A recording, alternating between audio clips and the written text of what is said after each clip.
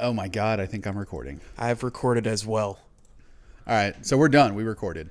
Yeah, so I think we're good. Oh. Wait, it's just not recording? All right. Okay.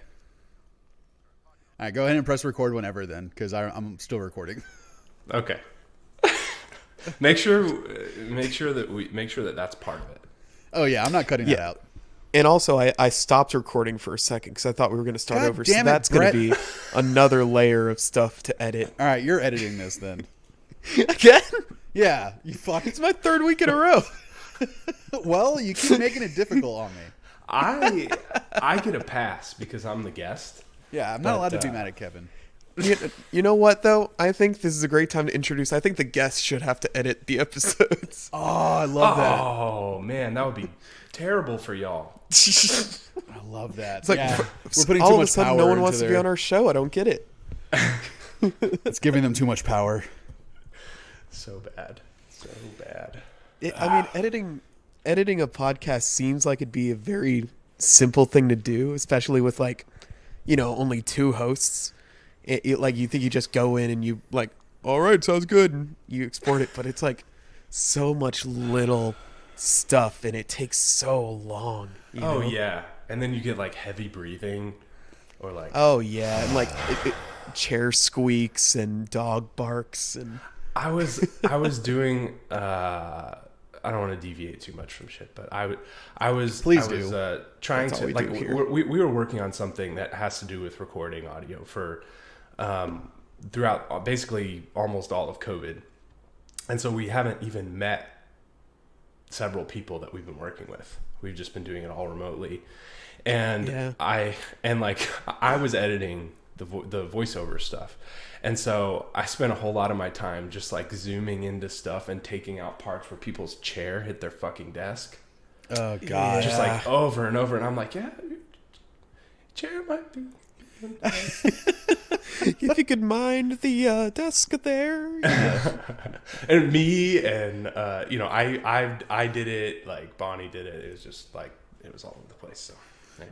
Dude, our first few episodes, I literally bought a new laptop for this podcast because the old laptop I had, I purposely tried to buy the most cheapest laptop like 4 years ago because this was my first idea that the only reason I got a laptop was to start a podcast. And I was just like, well, I'm not going to fucking buy, a $500 laptop just to start a podcast. So I was just like, I'm going to get an Acer fucking 200, I think it was $180 for a laptop. Yeah. I think the model is the Acer garbage can.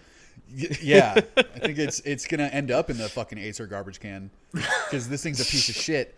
And dude, I think I used it in the first like 5 episodes of this podcast, and literally every time, either my audio would just randomly cut out for like a minute, or we had such bad audio drift that like every 5 minutes or so, man. all of a sudden me and Brett are talking over each other, and then I'd have to like delete like a half second of silent time, and then we'd get aligned again, and then it would get off again, and it was like literally I think the first episode took me like 3 hours to edit.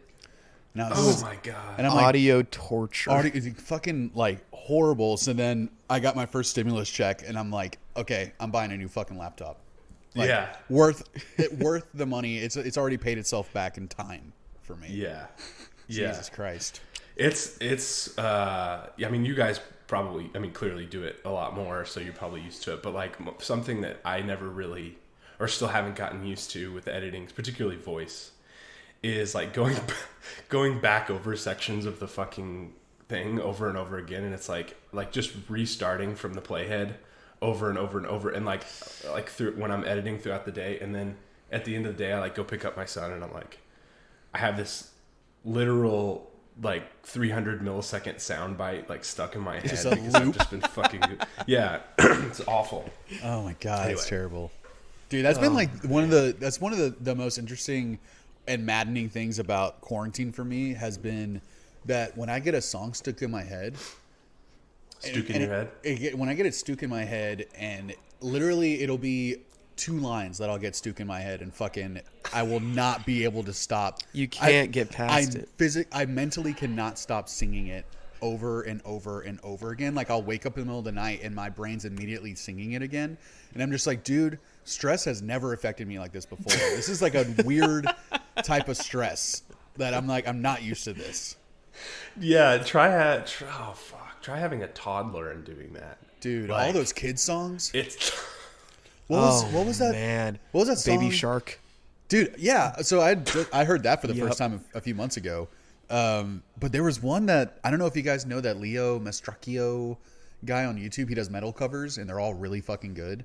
Oh, dude, he's great. He'll do metal covers of like. Did you send me Tom Sawyer? I did. Yeah, he did Tom Sawyer. Yeah. Okay. Yeah, I know what you're talking about. Some of my favorites are like the most random shit that he'll choose to cover. But he did one that was like hamburger, hot dog, rolling with my homies. It was some song that his daughter sang. So I'm guessing it's like a kid's song that's super popular right now. And they did like a metal, and it's awesome. His daughter is like 6 and she's like headbanging in the video. Oh, is it chicken wing, Yes. hot dog and bologna? Rolling Why- with my why? homies. Dude, It's do you TikTok. both know man. that? oh, it's okay. TikTok. Cause Okay. I'm a TikToker. Right. Yeah, Brett is 8 years old. I don't know if you can tell from Yeah, his looks. I know I look. Everyone says I look older, but I'm actually an infant. That was. He just learned how to talk. He's really good at it.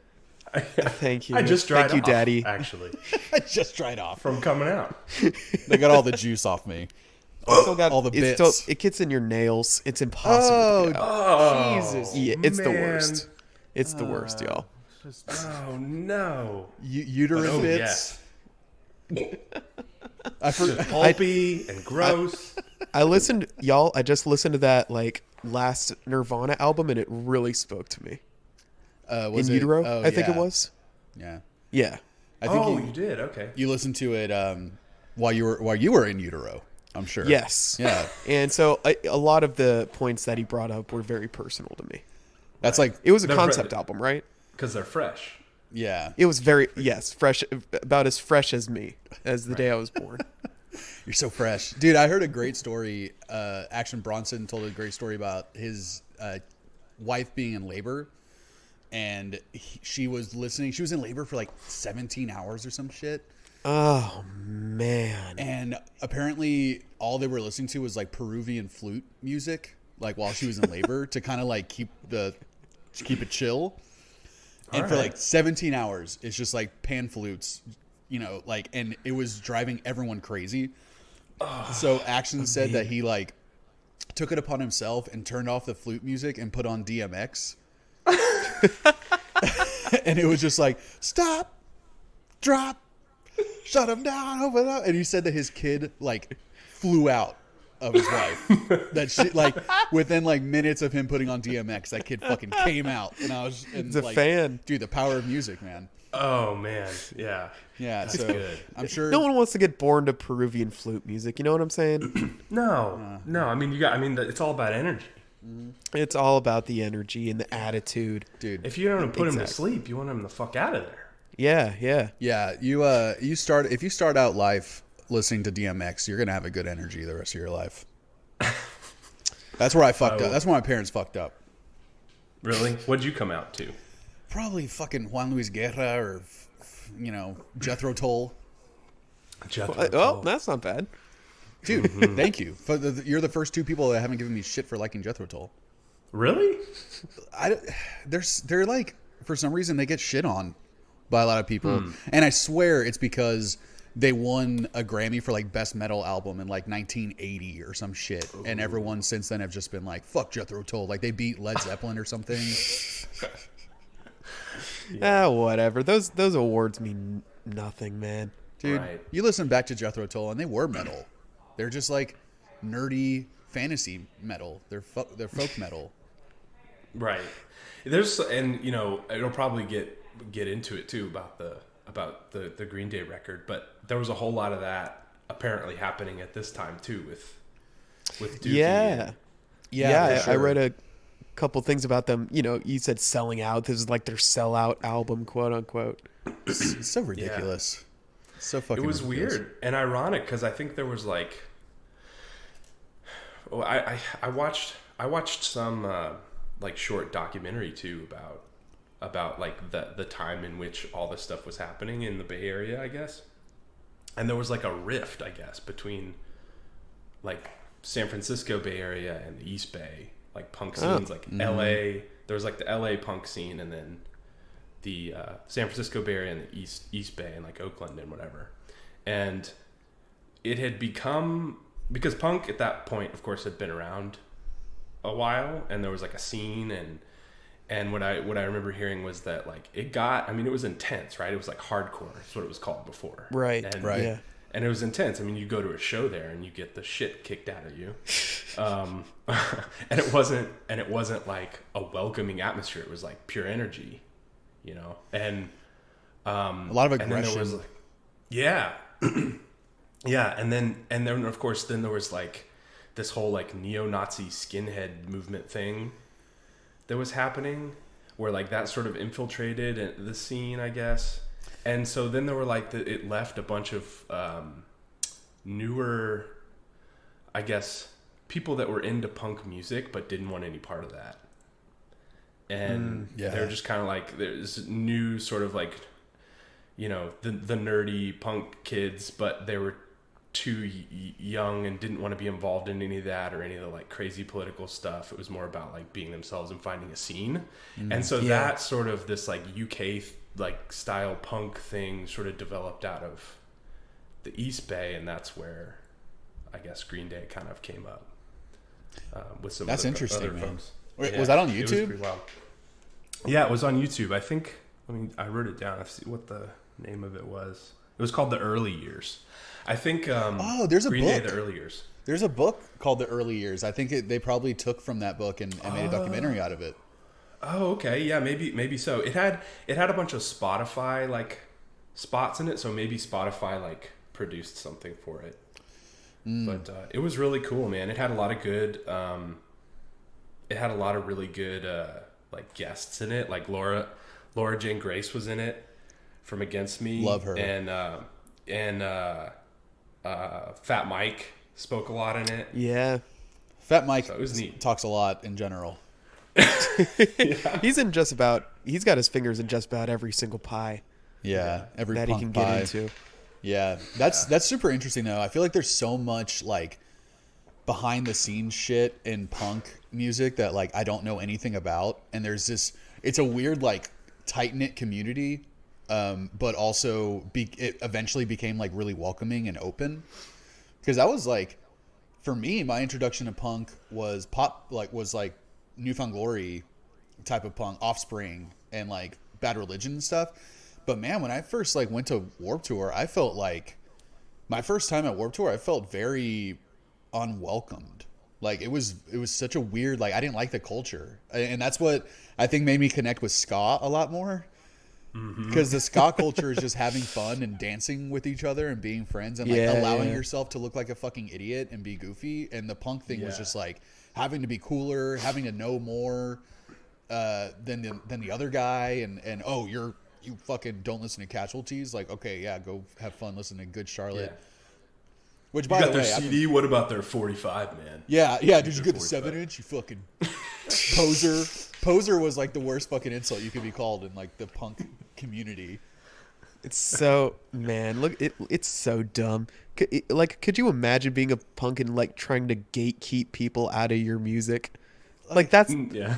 such an unpunk thing to do. Yeah. Yeah. You know? And that was the vibe I got from a lot of what I read about, because that when I watched that thing, it also kind of spurred me to like look up a lot of these places that they talked about. They talked about Gilman Street was the name of a venue that is in the East Bay area, and that's where like a lot of the like OG early 90s punk bands went that were of that sort of genre and not of the like traditional hardcore genre.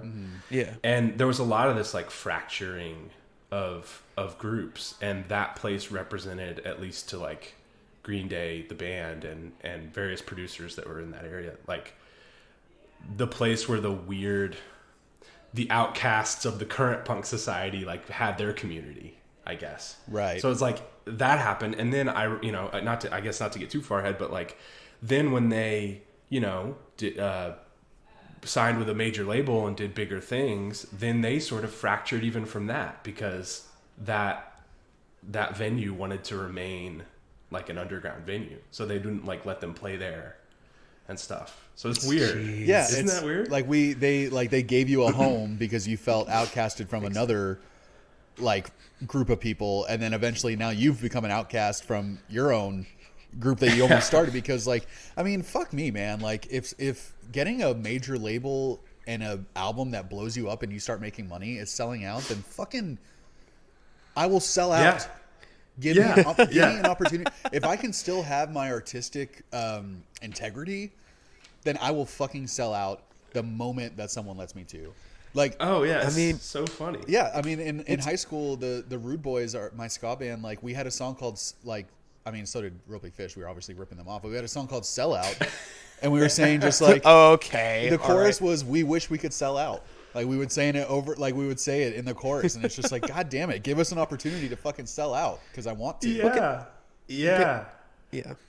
The term selling out is such a weird one to me, because it feels like it's not actually what it is. To me, selling out is maybe doing something artistically or musically that you wouldn't do, or that goes against what you want to do, right?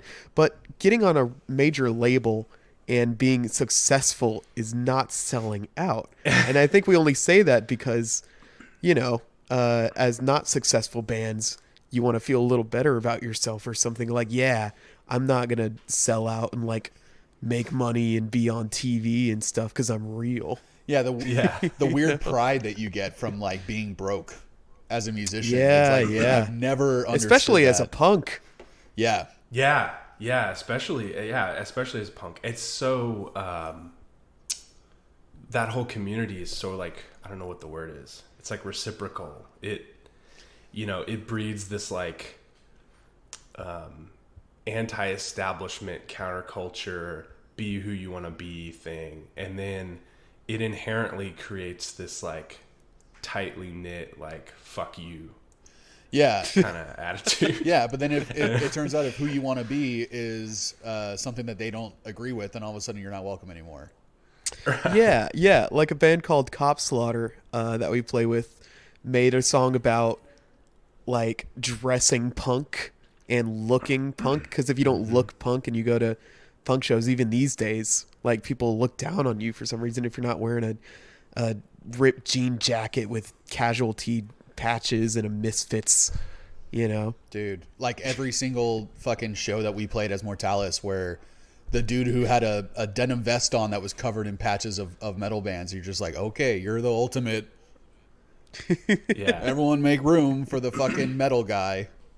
I know. I love this is probably a cliche now, a cliche of a cliche, but I love the idea that it's anti-establishment culture, like fuck the man or whatever, and it's a uniform, right?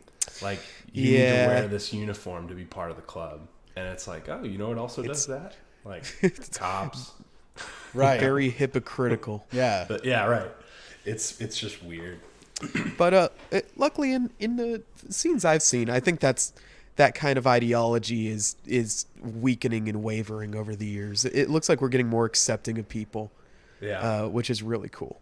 It's really cool to see in the punk scene the acceptance of like trans and like gay and lesbian. And, in the thriving even of those kind of people. Yeah, it's like we're finally becoming what punk has meant this whole time, is just being who you are and being comfortable being yourself. Yeah, and I think during the development, that was a big theme, like during the development of early, early Green Day, and then when they started playing in the East Bay, that was a big thing, is like, I guess jumping forward a little, their first tour after they got on with Reprise, which is when they signed for Dookie. Yeah. Their first tour was with Pansy Division. And have you guys listened to Pansy Division? Never heard of them. Never, no. They're like, I've not listened to much of them. I just heard of them when I was reading about this, but they're like a really outward spoken group of I don't know if there's any women, but gay men. And so at the time, and their songs are really explicit when it comes to that type of stuff, and really in your face, man. Like I won't even say stuff on here, but you can look it up. Anyway. But they went on tour. They opened for Green Day on that tour, and so they like kind of opened the doors. So a bunch of punks, people who there was this like this union, this Venn diagram of people who were like the old punk scene that like the OG West Coast punk, and then there were like new people who were into the poppy side, and they show up at this thing, and all of them were like hit in the face with Pansy Division, and they had to kind of like, what I remember somebody saying was like they had to kind of confront, if they had it in the early 90s, they kind of had to confront their homophobia if they had it, and they didn't think, right. You know what I mean? Because like no one was doing that at the time. It was real hardcore. Yeah. So it was just really like that became a thing. I think even on the record, I don't remember which track it is, but Coming Billy Clean. Joe talks. Yeah. Coming Clean. Kind of yeah. comes out as he doesn't say it in the song, but on Genius, I read that it was kind of his coming out as bisexual, Right. Yeah, that he finally. which I never knew until this week. Same. Yeah, I didn't either. Same. And I don't know how I didn't pick it up from that song. Like when you put two and two together, you're like, God damn, it's so obvious when you realize what he's talking about. But yeah, it's like I never would have known. And apparently, yeah, he was struggling with that at like 16 or 17 years old, and he like finally just decided or realized that's what he was into. But yeah, man, that's something that like that was one of the I had to understand, and it made me want to understand more whenever Laura Jane Grace became Laura Jane Grace. Like when that album came out, Transmorphia Blues or something like that. Oh yeah, the single from that record. Man, or is that the name of the record? That's the name of the record. Okay. But I fucking love that album, and I mean, I've always liked Against Me, and I've always loved him, but like that album felt so personal, and I connected to that album in a way that like I'm not, struggling with who I am per se, even though like we probably are every day, like in a certain way, but it's like I'm not, like dealing with any sort of like gender dysmorphia, but goddamn, like hearing her go through it and put it in a way that's like very explicit. I mean, she's, she's being real fucking real about it, and really dark and very honest about it. And I think that was a moment in my life where I felt like I was going through a change. Like I just graduated college. I was starting my career. I didn't know who I was in like that type of setting. Like I didn't know who I was as an adult yet. And I immediately connected with that. And it was just like, once I connected with the fact that like she dealt with a really crazy change and she's still dealing with it, then I was just like, well, what does that mean for her? Because like the trans thing really just started kind of like becoming more publicly, the public became more aware of it like right around that time, like 2011, 2012. Like for me, I became more aware of it. So that was like, it prompted me to want to look into it. And I feel like that's like a great thing that music can do too, is just like kind of confront you with things to say like, hey, deal with it. Like, again, we'll get into this a little bit more, but it's like one of the things I liked about, I want to say it was Longview or Basket Case, where he says like the prostitute, like he says I was a bore, like talking about Basket prostitute. Case. Yeah. Like when I was a kid, I was just like, oh shit, he kind of flipped it. Like even when I was a kid, I'm like, oh, he kind of flipped it on its head a little bit. And even then, because I was a kid, also like, fucking patriarchy or whatever, but I was just like, oh, weird, he made the psychologist a woman instead of a guy. Like the doctor's a woman. Like, and so to me, I was just like, he did two things that like made me have to think, I didn't get that. I didn't pick up on that until way later. Like, I don't know when the last time I listened to this record before I said like, hey, let's do this one. Yeah. But probably, I mean, it wouldn't have been maybe 10 years ago or earlier, and that's probably when I noticed that. Like, I don't know. It was early for them and interesting of them to approach those things. Because I think that's another thing is how old were we when this record came out, Lucas? I was -1. Yeah. -1. Brett was just a whisper of a thought. Brett was still wet. I was not extant in this world. You might have been a zygote.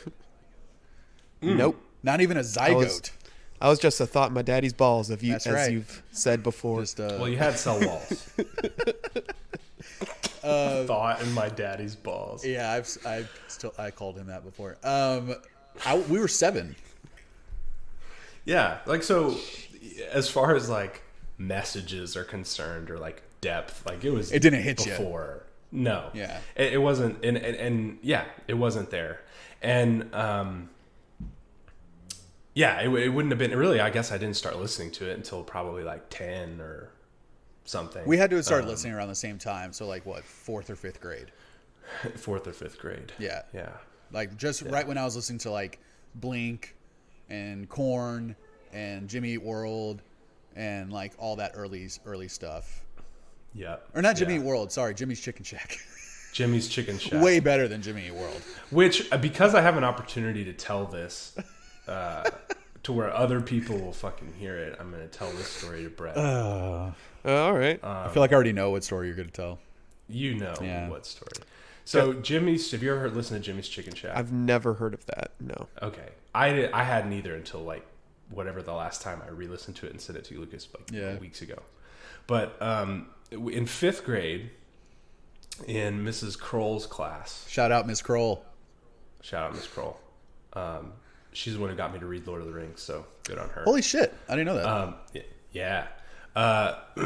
We had Mr. Shriver for math, and we were sitting there doing that, and Lucas always brought his CD players, and we'd share music. And he put on Jimmy's Chicken Shack, and I don't remember what the track was, but he turned it up like all the way and stuck it in my ears. And this song was one of those that like starts with kind of jammy Just like, rhythm guitar. Yeah. And then it just like explodes in your face with loud. And I, as a 5th grader in the middle of the class, I just yelled out, "Shit!" real loud. In the middle And of a quiet in the middle of classroom. class. And so I had to go to the principal's office for the first and last time in my life. Did he excuse you because your ears were bleeding? He probably should have, but instead he just made an example out of me. And Great. Lucas, yeah, fuck you, man. Oh, but it's buddy. hey, you ruined my perfect record. But Now we can- it was cool. It was a good record. It was a good record. That man, I distinctly remember that. That was my sports CD player, the black and yellow fucking Sony CD player that had that big metal clasp. I loved that fucking thing. So you could wear it on your acid wash jeans. Yeah, so I can put it in the back pocket of my Menace jeans, and my chain wallet wouldn't fucking scratch it. I have as long as we're sharing stories, let me share a story about how I got sent to the principal's office because of Kevin. Kind of. What? Okay, as judge and jury, I think it's only fair that Lucas gets to share his story. It was kind of So, Kevin's go for fault, but not really because it was my choice to do this. But we were into a video game on the 64 called Turok. I don't know if you've heard of Turok, Brett. Yeah, the dinosaur one. Yes, Dinosaur Hunter. Yeah. So I was super into that game, and I want to say, Kevin, you had a computer before me or something. Like I didn't. I think you had a personal computer before I did. But so Kevin one day brought me all the cheat codes for Turok to class, and I was like, "Oh shit, buddy! I'm about to get fucking radioactive arrows and shit. About to kill some raptors." Big head mode. Big head mode, dude. So he, so during class, in kind of the on the DL, Kevin starts passing the cheat codes over to me, and as I'm reaching for him, there's a girl sitting between us, and she grabs the cheat codes like from Kevin and won't give them to me. Oh. And in the middle of a class, Mr. Shriver was teaching, and he was writing something on the board, and I said, and I went, "Give it back, bitch." Jeez. You two were some nasty little boys. You had sailor's mouths. Dude, South Park came out in 4th grade. Like, I was cussing up a storm by the time we were in 5th grade. I remember Jamie teaching me how to cuss, like telling me where I could say fuck. And like, I was like, he was teaching me that in 3rd grade. I'm sure this was his fault. Somehow, We should call him. somehow this is Jamie's fault. But yeah, I said, "Give it back, bitch." And immediately Mr. Shriver like doesn't even like pull his hand from the board. He just like turns around and looks right at me, and everyone's looking at me, and I just went, what, and just pretended I didn't say it. I was like, I don't know who that was. What? That was yeah, got sent to the principal's You're like, office. that was loud. Yeah. Mr. Shriver was just like, hey, buddy, I know you're a good kid, but like, I have to send you to the principal's office. And I was just like crying. I'm like, okay. And then I had to write her a letter and apologize to her. Oof. Well, because she stole your cheat yeah, codes. she shouldn't have been a bitch. The injustice of this world.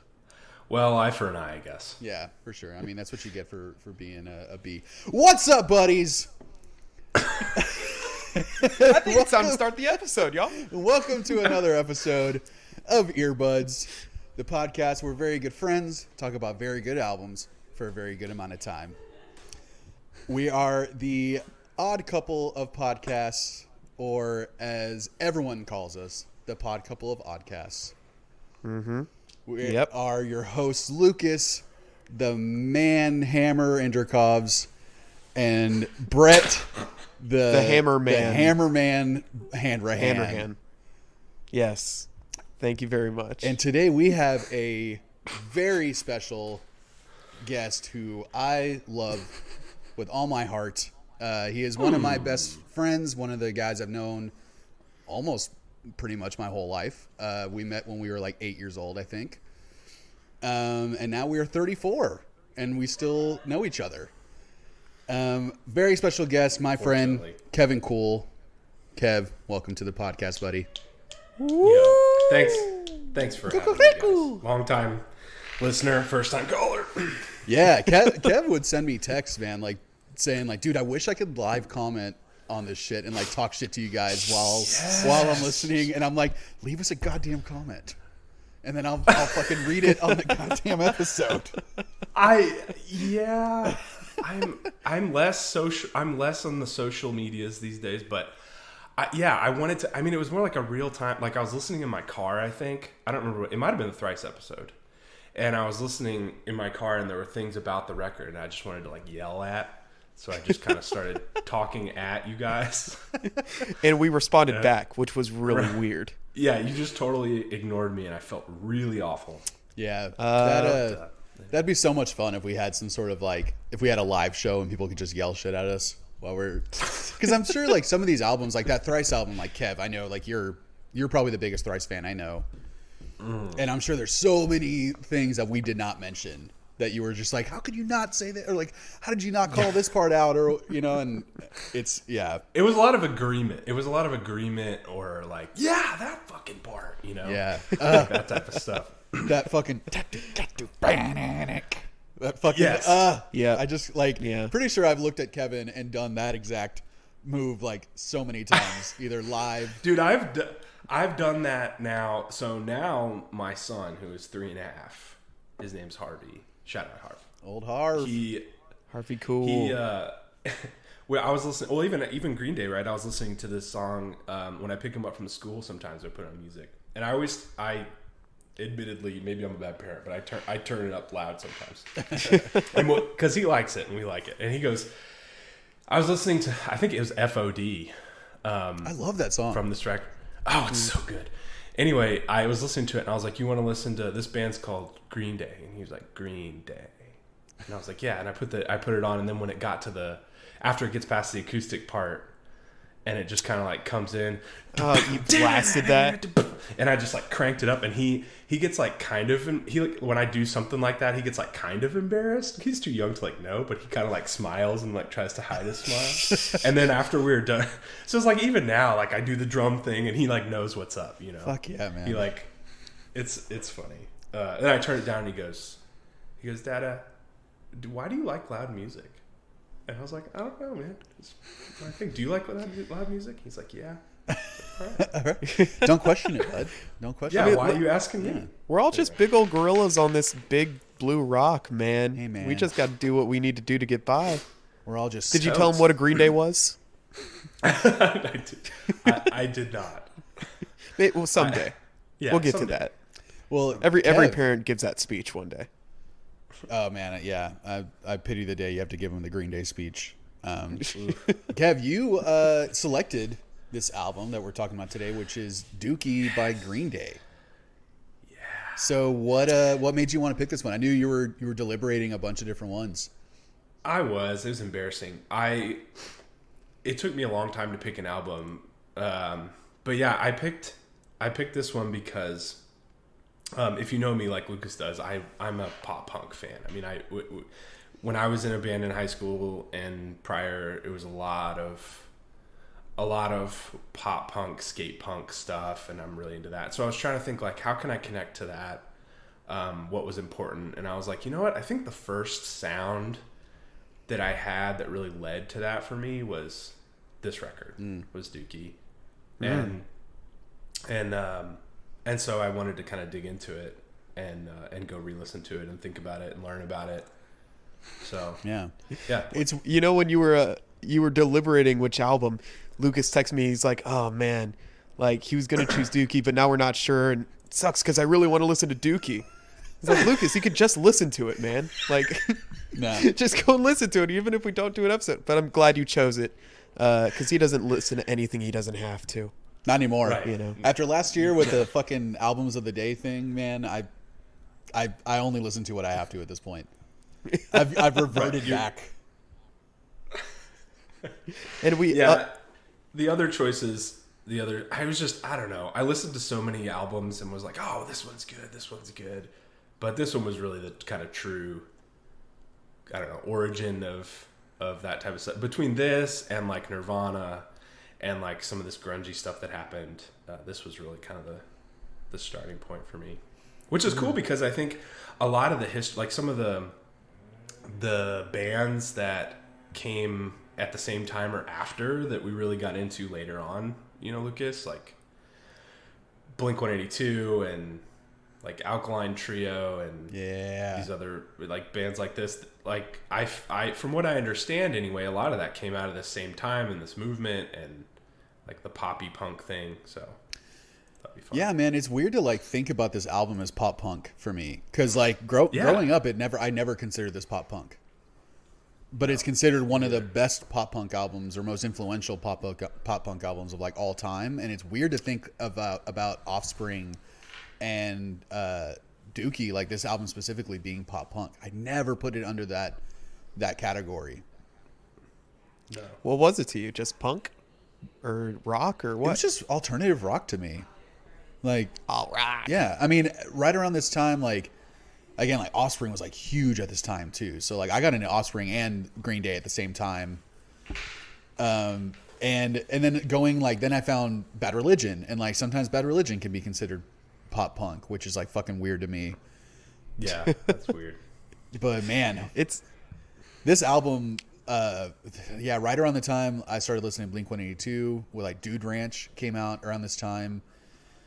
Holy shit, this album was huge, dude. 94.5 The Buzz, the radio station in Houston, played Brain Stew and Basket Case and When I Come Around and Longview and all these, like, so much Green Day was on the radio at the time, and I was all about it, dude.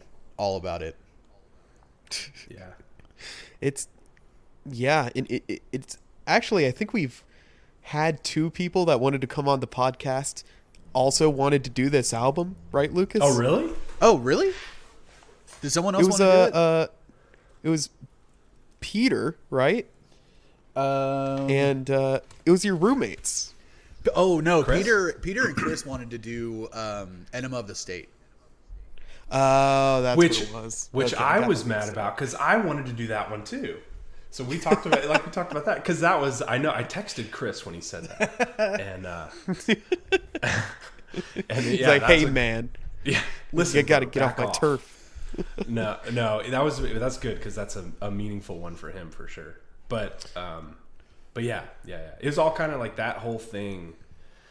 That whole like mix of bands or whatever. The fact that it kind of came out at the same time, and like I said, what was it like 2 or 3 years before it came out 2 or 3 years before I probably really started listening to it. So learning where all that came from was pretty cool. Dude, it's weird that I was listening to this at the same time as Korn. Yeah. It doesn't. That's a polarity flip Right. right there. That's a I don't. But like Bush, like I was listening to a shit ton of Bush at this time. Oh, 16 Stone, yeah, probably. yeah, 16 Yeah. Stone, fucking White Zombie. Yeah. All these like really like they don't connect. There's not a lot of crossroads there, No. but yeah, But still, I mean, yeah, no, and you guys recently did Limp Bizkit, $3 Billy, all that came after, but it was all like kind of connected to that. Anyway, I think what was interesting about this, like, so Green Day clearly was like, or Green Day, Dookie was very successful. Yeah. But before the Kerplunk, yeah, Yeah. before Kerplunk. it, they had like I remember reading that they had like they built like a following. I guess they were on Lookout Records before, and then they built a following. They did like a small tour, and then they weren't equipped to really kind of grow that sound or whatever. It surprised me how good like business people they actually were. It seemed like in music, right. because then they decide, like you were saying earlier about selling out, like they decided, no, people like this. Like they keep asking us, we have, like, where can I buy the record? And they're like, ugh, Right. we don't have that. We don't have the reach. Yeah. You know, like, and then they decided, like, well, shit, we need to go play bigger stuff. We need a different like label. We need to do a different thing. And then when they actually came out with it, it only sold 9,000 copies in the first week. This record. Dookie? Mm-hmm. Yeah. Wow, really? In the first week. First week, yeah. And then exploded after that when people found out about it. But it was like because they had just changed. I could be wrong. Tell me if you find something different. But Yeah, this music usually takes a little bit to actually catch on and become like singles and hits and stuff like that. So it makes sense. They had 5 singles from this album. Like that's a lot. yeah. Yeah. They loaded it up, right? They had the singles, they had like 3 videos. MTV was like, of course, huge at this time. Right. Yeah, I think. And then they had the tour with Pansy Division. Yeah, Longview was their first single. But yeah, this has been ever since it came out. Over 20 million copies, or almost 20 million copies total, have been sold like worldwide. Yeah. Insane. That's like 20 times platinum, right? 1 million copies is platinum. Yeah. Holy fuck, Yeah. it's insane. Yeah, it's nuts. And the time, I don't know. I'm sure that they couldn't know, but the timing was apparently kind of a thing for its success, because I don't remember what other grunge stuff was out at this time, but I guess grunge had kind of turned into, or maybe it had like burned out a little bit. Yeah. So there's Like Go ahead. there was some. I mean, I had to look this up because like I was like, dude, 1994, which is when the year that this album came out. I'm like, that was, I feel like, a huge year in rock music. Can I just name some of these albums that came out? Because it really fucking blew my mind. Yeah. Yeah. The Downward Spiral by 9 Inch Nails. Oh wow. Definitely Maybe Oasis. Ooh. Mellow Gold, Beck, that had Loser on it. Yeah. Purple, Stone Temple Pilots, that had like fucking, what songs on here? It had Vaseline and like a few other ones on there. Ooh, what year did Greatest Hits come out, Lucas? Oh, Go Fuck Yourself. The 2000 Shove It Up Your Ass. The fucking This guy listened to, for his album of the day, he listened to Stone Temple Pilots' Greatest Hits. He was like, "Oh my god, there's so many great songs on this album. I was I like, don't how know have I why this never isn't a heard of bigger this deal." record? Did you review this record? yes. And I didn't find out You that thought it was just a regular record. Yeah, I didn't find out it was a Greatest Hits until Michael told me at band practice, and I was just like, "Oh fuck." I'm like, no wonder. There goes my rep. Dude, every single song, I was just like, this was a huge hit. I'm like, how have I never heard of this record? Because the album was called Thank You. So I didn't know it was a fucking Greatest Hits. I thought it was called Greatest Hits. I was like, dude, you need to fucking I need to smoke less weed. reconnect here. Okay, just a few more. The Blue Weezer Blue album, fucking Oh, Ill Wow. Communication, Beastie Boys, fucking dude, 16 Stone. That just to name a few, man. That I mean, That- that's that all was this just is 94? all came out in '94. And then, but the one thing that kind of made me want to bring that up was that Pearl Jam and Soundgarden also released an album in 1994, and they weren't very big for them. It was Super Unknown and Vitalogy by Pearl Jam. Was Super Unknown not a big record for Soundgarden? I'm trying to I find. feel like it was it had Black Hole Sun and Spoon Man. So they had two singles. The Day I Try to Live. Well, then fucking fine. All right. I never heard of that Pearl Jam record. What was on the Pearl Jam record? Let me see. welcome to a new episode of Lucas is a fucking Yeah, idiot. welcome to Lucas just jumps to conclusions. Okay. Jesus. Okay. All right. I only have the courage when guests are on. Otherwise, he'll just beat me up. Yeah, He'll beat me. I usually railroad all over this guy. It's fucking. Again, I don't like this newfound confidence you have. All of a sudden, you move So, in with your friends, and you're too smart for me now. I'm a big old man now. Big man. You You're a know, big man over here. I've grown from a big old boy to be a big old man. Big boy. I'm all about instigating a fight here. So Yeah. good. And one thing I forgot, Yeah. which I think we were saying gross shit before we started recording, but I forgot that was part of me and Kevin's overall friendship, was trying to gross each other out and say the most offensive jokes we could and trying to outdo each other. Jeez. It's now that we're like air quotes adults, it's had to dial back, but it's There's so many things I feel horrible for saying and making jokes of, and like I can't bring myself to say the same things now. I think that's when you know you've grown up. yeah. I think that's maturity setting in. If that's true, then we were late bloomers, man. Oh boy. I mean, college was Anyway, moving on. So, Well, I wanted to ask a question real quick. I wanted to like this album is so big, and I feel like I don't know. I expected if anyone brought in a Green Day album, I expected to bring in American Idiot because I feel like that was probably one of their bigger albums, and I was wondering if there was like any inclination to go to that one, or what's your is this your favorite Green Day album, or what? Yeah, yeah. I think so. I didn't, in retrospect, I didn't like Idiot. Oh, okay. But yeah, I didn't like Idiot, and I think this was just closer. The sound is similar with some exceptions, I guess, but the songs, the way they're written and whatever, really kind of reminded me of a lot of the bands that I listened to back then, more so than Idiot did. And I was into different stuff. I think when Idiot came out, I was into heavier stuff, and I just kind of didn't pay attention to it. So I think I just had more of a nostalgic connection with it. I did listen to it yesterday though, and I have a different feeling towards it now. I think I do like it. It was just I don't know, I guess I just had more of a temporal connection with this one, if that makes sense. I love American Idiot.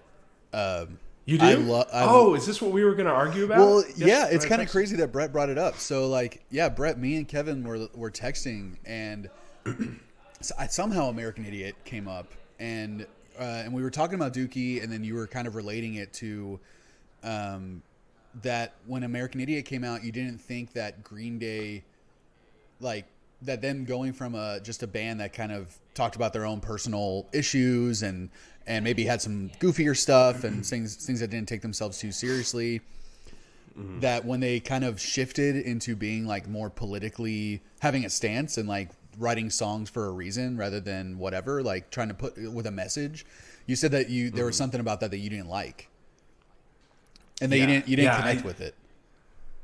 Yeah, so when I think of like a political or like a band with a purpose or something, I think of like a Bad Religion Yeah, Rise you know? Against. Or like, yeah, Rise Against, Anti-Flag, something like that. I don't know. But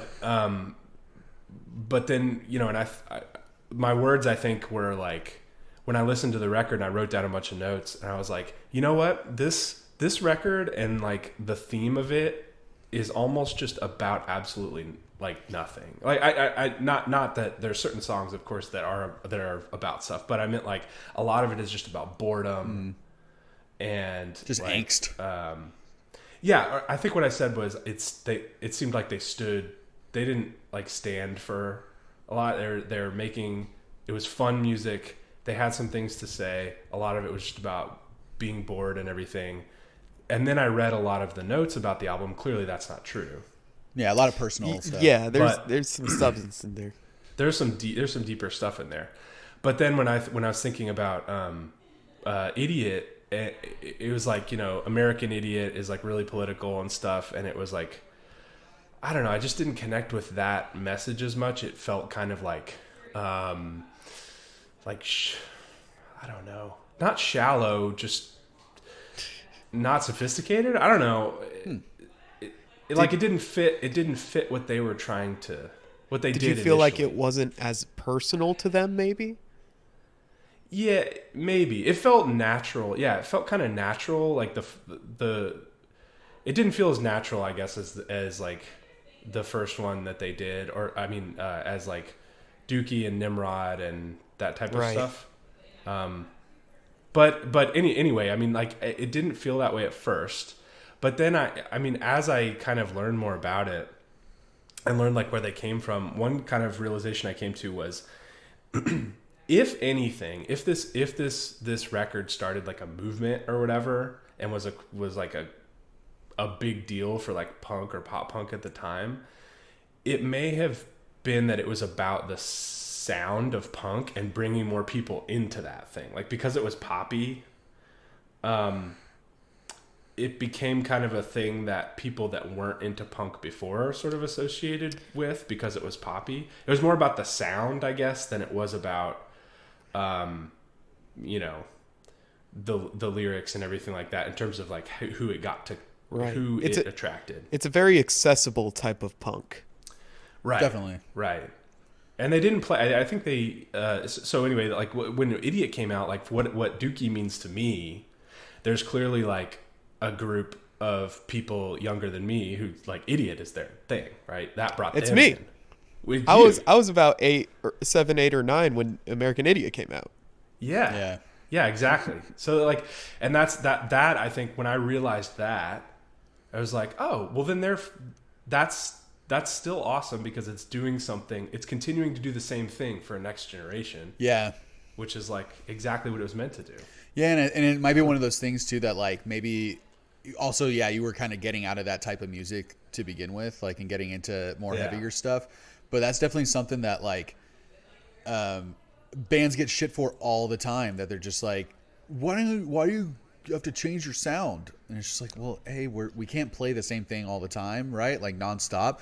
But it is like, that is how you get new fans. It's just like, you have, like, you're getting people in the door by like some people's Bad Religion album that got them into them, what, you know, might be like, what's the Hell one? Hell Looks a lot like LA or something like that. And then my intro to them was The Gray Race, which is like considered one of their poppiest albums that they've ever written. But like, fuck, man, it got me into Bad Religion, and then I got into their whole catalog after that, you know. Yeah. But yeah, there's definitely something like, I would, at the time when American Idiot came out, I feel like all rock bands all had the same message that they were trying to send. And I think I've always been a Green Day stan. Like, I've loved everything that they've done. So when American Idiot came out, dude, I gobbled that shit up. Did you? I loved some tracks on that album, I will admit. I can't remember which off the top of my head. I listened to it this morning, it just man. felt a little different. Yeah, I listened to it this morning, and I forgot how much I loved it. Like, I love it, dude. Saint Jimmy. I love that album. And yeah, Saint Jimmy. Holiday is on Holiday. there. That's like one of my favorite Green Day songs. yeah, Boulevard of Broken Dreams. I think I we've didn't all like that one. Yeah, it was. No, You know. No, I don't know why, but I think we've all probably heard American Idiot too many times to like it anymore. I didn't even. That's the only one I didn't listen to. Even though I always the riff. skip past that one. I love the riff on that. Yeah, I used to love that song so much, but I think that's why I can't listen to it anymore. Yeah. yeah, that's another, I guess, thing about, you know, no matter what record, all their music was so approachable, 4/4, you know, just like punchy Yeah. punk rock. And they mentioned in that documentary I mentioned that when you started, like, you had like the punk scenes, and when Dookie and then, you know, their subsequent albums came out, it was like you'd go, somebody who was like a nerdy, you know, guy who was into punk rock would go see a Green Day show, and they'd be there with like the football team or something, you know. It's like people that they wouldn't have hung out with or something like that, all of a sudden like kind of like the same music, and there was like this scene change sort of. Yeah. And that happened multiple times in their career because they just kept kind of readdressing accessible punk rock, you know, and accessible on multiple levels. Like, I don't know about you guys, but like when we were playing like the pop punk band I was in high school, you could break out into any one of these fucking songs at practice. Oh yeah, instantly. For sure. Because it's so easy, and it's there in your head. It's like, I mean, I can't, over the last several days, I can't count how many times I've like hummed, you know, a fucking I used to do the guitar riff. the Godzilla remix of Brain Stew a lot at practice in high school. And I just go, I go, did it, just did it. I did that a lot. What? Let me just real quick. What do y'all think about like modern Green Day? But it's a loaded question, because I am a Green Day, like, seriously, I've loved everything that they've done except Uno Dos Tres, though. That's what I mean. I've loved everything that they've done except pretty much everything that they've done after American Idiot. I haven't liked anything after American Idiot that much. Like, to be honest though, the Father of All Motherfuckers, like, I actually kind of liked that record, but it got panned, like, critically. Like, critics hated it. Yeah. And I really liked it. It was also. Did y'all ever see the billboard they had to promote that album? Nah. No, Father of All, that one? Yeah, Father of All. It's kind of a. That might be part of the reason why people did not like that album at all, because just the way they promoted it, and it seemed kind of like snobby, honestly. But yeah, I'm also not really a fan of anything after American Idiot. Yeah, it's unfortunate. But I did like that single off Father of All. Yeah, they wrote a White Stripes Plays garage rock album. That's what Father of All Motherfuckers is. Say that again. A White Stripes. It's like if the White Stripes wrote a Plays. garage rock record. Okay. That's what that one So is. like, just fuzz solos. A lot of fuzz, and a lot of like singing through a megaphone, and also, oh god, 100% pure uncut rock. Oh Jesus Christ. Yeah. No Swedish songwriters, no trap beats, no features, 100% pure uncut rock. Okay. It's like, all right, so no one's fighting for, someone who says something like this, Yeah. It just looks snobby. That was a bad decision. Yeah. But I mean, it's kind of crazy though, because American Idiot is their 7th album, I believe, in 2005. I think it came out. So more than a decade of good music. Like that's really good. Solid, dude. Yeah. And they even have some good singles coming out. And I think they just released a new single this year. That's insane to just keep going like this, So all respect to them, honestly. Yeah. Yeah. If you can keep putting like keep putting stuff out that you like, you know, like, and I guess you can kind of always tell based on the enthusiasm. Yeah, and like frankly, the amount of music they make, you know, like a record company is going to only going to tell you to make a certain amount, but if you're just like going nuts with it and things are changing and whatever, then clearly he likes to write music. Yeah, for I sure. feel like you can tell in fucking Uno Dos Tres, like that those albums are just really not good, and I can hear the lack of enthusiasm. Like, I can hear that they're not It's interested. crazy because it's 3 full-length albums of just subpar Green Day songs. Super subpar. It's just a margin of records. Like, It's insane. The thought process behind those records must be crazy. But I feel like we haven't talked about this album at all. yeah, But sorry. let's get into Nar Nugs so we can kind of get more into it. Damn, you just want to jump into Nar Nugs, bro? I mean, it's a pretty good way to talk about stuff. There's 3 of us. We might have 6 maybe. songs. You know. Well, while I was doing this, we should do that.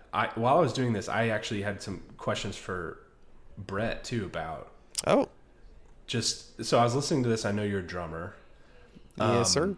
What did you think about the drumming on the record in certain spots? Like what overall, and then what's your favorite?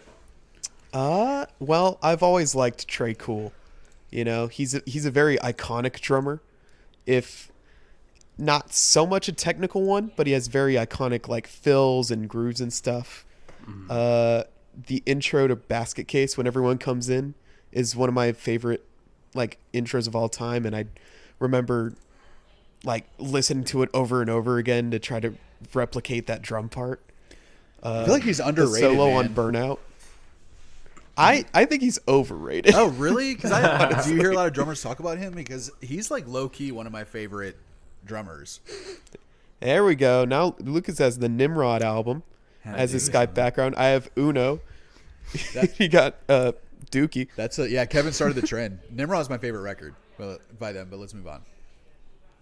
But yeah, I think he's pretty overrated, you know, for what he usually brings to the table. But I still love him. You know, I think he's gotten what he deserves. He does a lot of snare stuff. It's a lot of snare and a lot of cymbals, which influenced my drumming when I first started. It's like about every 4 bars he'll hit a crash just for good measure, you know. And Just to make sure there's wall to wall. yeah. And also Longview was a very iconic drum part for a lot of people. Yeah. Yeah, that the toms, the Yeah, and how they go from Chump into Longview. I love it. Is very Yeah. cool. And they kind of go crazy and it's chaos and they kind of lose their place, and then it all calms down into that tom part into the intro of Longview, seamlessly go into the next song. I've always liked that transition. With the bass line that the Yeah. bassist wrote on LSD, apparently. yeah. I love that. Yeah. Yeah, that was another thing that was I guess for both of you guys in one of the other, I don't remember which episode you guys did, but we talked about it, something being a very bass centric album. I felt like this was a very bass centric album too. Yeah. So many good bass parts. Yeah, way more than I It's- remember.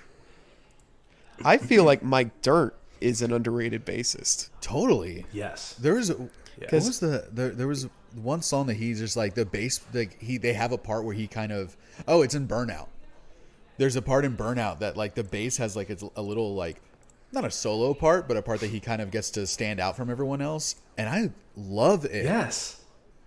Dude, that's so funny. I literally wrote the bass really stands out Yeah. on Burnout. Yeah, he was the standout for me re-listening to this album. Yeah. Yeah. I think every song he has 1 or 2 parts that you can really latch on to. You know, it never seems like he's just backing up the guitar and doing nothing else, you know? Yeah. Right. Like he's always trying to make it a little more interesting with his parts. Yeah, it's no Maxwell Murder, you know, but what is? Yeah, sure. Yeah, But he's keeping it interesting. For sure. right. It is refreshing and to not hear a bassist just follow the guitar. Yeah, and you know, it's like they mentioned that. I think even Mike mentioned that Billy was. He's like, you know, while everybody was trying to become the best guitarist, Billy was trying to write songs, and I think that really comes to the two. It's like, look, I'm gonna write these power chords, and it sounds badass. The end. I'm just gonna write music. He's so good at progressions, man. He is really good. He did something really awesome with like their first handful of records, and then just rode that shit. Yeah. And it's good. Yeah. I always appreciate a guitarist who writes power chord riffs, Yeah. you know? Like American Idiot. And, like, it's a great riff, you know, man. I always love that stuff. And Welcome to Paradise. Yeah. Do-do-do-do. And it paid off when they're playing stadiums. And I'm sorry, I won't drag this out. I know we want to do nugs. But like it paid out whenever they were doing stadium stuff because they started doing that thing where they pulled kids on stage. So yeah, cool. yeah, they do that a lot. Yeah, and so they can just be like 3 chords, man. Just play here. Look, I'm going to show you right now. Play these 3 chords, and they feel like a badass. Yeah. You know, it's so cool. So cool. And the I've seen Green Day probably 3 times live, and I think every time they've done that, and every time I've seen them do that, he gives away his guitar. Like he gives them his guitar. How fucking amazing is that? Oh man, you will never forget that experience in your entire life. No. Like, have you seen the video of that Kiss guy playing with Foo Fighters? I have not, no. He but I've heard about him. I don't know if they set this up before the show, but I think he's from Austin, the Kiss guy. Or at least he has friends in Austin, because I've seen from, the bands that we've played with, somewhere along, like, there he's the 6 Degrees of Kevin Bacon. Like, I somehow know this guy, and I think they set it up beforehand, but basically they brought up a random fan because he had Kiss face makeup on. And so I think he looked like Gene Simmons. And so they brought him up to play, I want to say Monkey Wrench or one of their, it had to have been an easy riff. Monkey Wrench is a pretty crazy one to bring someone up Oh yeah, for. yeah. So it had to have been an easier riff. But homeboy played Dave Grohl's guitar, like owned it, like killed it. He was like holding it up and playing it, and like had his foot on the monitor and was playing it and stuff. Man. And like he destroyed. And I'm just like, that would just be the coolest moment. Oh man, yeah. At like somewhere like Madison Square Garden or some shit, you know? Oh my God. Dude, I honestly don't know how you could do that just looking at this mass of people. Yeah, right? Yeah. Actually, there's a really good Green Day Madison Square Garden story that I saw on Wikipedia. That the song "She" on this record, great song too. I love that track. Mm-hmm. Yeah. When they played Madison Square Garden, and Billy Joe decided to play it naked on stage, like he was completely naked the whole time. And he said it was because he didn't know if he would ever play Madison Square Garden again. So he's like, "Fuck it, I'm gonna do this naked." That's awesome. That is awesome. Didn't they like pull the rug out from under them too, and like make it? It was supposed to be a regular tour, and then they turned it into some acoustic Christmas. Oh fuck! something. I don't know about that. Like I don't know. I don't know if it actually ended up happening, but it was some like Z100 Christmas acoustic Christmas or something. Oh yeah, the Z100 acoustic Christmas at Madison Square Garden. Wow, that's crazy. And he was like, "Well, I'm gonna play it naked." So It's awesome. I mean, that's sheesh. I guess that's acoustic in terms of the human body. It's about as acoustic as a person Right. goes. Yeah. right. Is naked. Well, what were your choice nugs, Kev? Yeah. Yeah. So I got FOD is my first one. Nice. Oh, okay. I know there's so many good ones on it, but I just connect with that song, man. I love how it comes in. I love the energy. I also like that it's got a little acoustic in it, and then just kind of explodes. Because sometimes during that time, you end up with like the last track on the album, and some dude tries to do a ballad or something, and it's like, Right. you know. And I love that it was a little surprising that it just comes at you. And with a great it's riff. And just it a comes fun in song. very Yeah, hard. it comes in with such a great Yeah. riff. It's so fun. Yeah, yeah, it is so good. And they wait a while. Yeah, yeah, Yeah, it's about halfway through the song, I think. Yeah, a minute 38 in is when it kicks in. yeah. And I think, I mean, that one ends up being fun for almost just as, or be my favorite, just almost because of how simple that is. It's just like, this is just a fun fucking song with a cool riff. And the it's FOD stands for fuck off and die. So great Yeah, right. song title. Love that. Also great. Yeah, yeah. So that was one. And then She is my second one. I read that was one of Billy Joe's favorite songs. Yeah. He said he'll never not play Which was live. interesting to me. Yeah. Yeah, I loved that, and it was cool that it kind of connects with him, but it was also just neat. Like that, I read the story or whatever, how it was about his girlfriend was a feminist and wrote a poem called She, and gave it to him to read, and then he wrote She the song and gave it to her to read, And she broke up with him for it. and she broke up with him, and then he recorded the song and put it on the record. But and something else. This is more of a personal thing about She, I guess. It was really earlier. I said like, oh man, this was just a fun record and it's just cool. And then they kind of like got political and whatever, and it wasn't really about anything, which is totally wrong because this song is like about a lot of stuff. There's tons of stuff there's tons of songs in the record that are about really interesting things, but this was really ahead of its time about like listening to people. If I was in middle school and got the message that I got reading the lyrics this time around, it would have been a thinker, like it was about listening. I think he wrote something about listening to what people have to say. She screams in silence. And then I don't remember what did he say. There's a section about it. I don't remember what the line is, but anyway, it's about listening. Oh, scream at me until my ears bleed. Yeah, what the first time listening to this song and looking at the lyrics, I thought it was I thought it was him just being like, "Oh, my fucking girlfriend won't stop Yes. talking." So did I. And so did I. I can see why his girlfriend would have broke up with him. But looking back around, I mean, I don't know. Like, it still has a bit of sass, a little sauce on it. Yeah. Yeah. I think he was a little probably pissed off that she broke up with him like soon after he wrote this song, and kind of like in dedication to her. Because I think that's what it was too. Is that she showed him this feminist poem, and he was like, "Oh shit!" Like things that he probably didn't think about before that too.